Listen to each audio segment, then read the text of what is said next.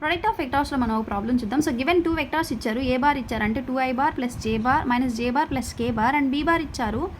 అంటే ఎంత I bar minus 3j bar minus 5k bar. దాని యొక్క ప్రోడక్ట్ కనుక్కోవాలి. So A bar cross be bar అంటే మనకి ఎంత?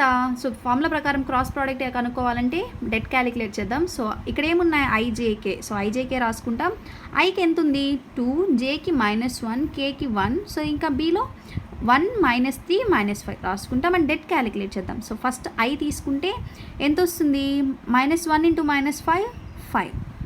1 × -3 ఎంత వస్తుంది? -3. ఆల్రెడీ మనం డెట్ క్యాలిక్యులేట్ చేసేటప్పుడు ఆల్రెడీ మైనస్ ఉంటుంది కాబట్టి -(-) +3. నెక్స్ట్ ఇక్కడ ప్లస్ ఉంటుంది, ఇక్కడ మైనస్ ఉంటుంది, ఇక్కడ ప్లస్ ఉంటుంది, అంటే -j బార్.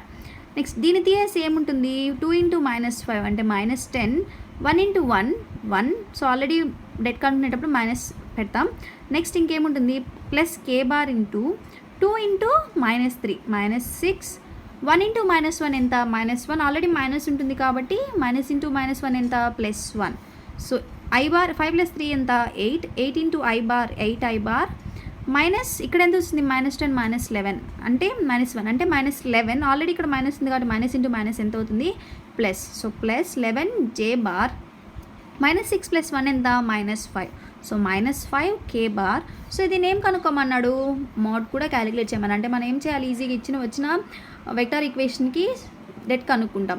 సో √8² + 11² + 5² అంటే 8² + 11² + 5². 8² ఎంత? 64, 11² 121, 5² 24. సో ఇదంతా క్యాలిక్యులేట్ చేస్తే మనకి ఆన్సర్ ఎంత వస్తుంది? √210 ఈజ్ ద ఆన్సర్.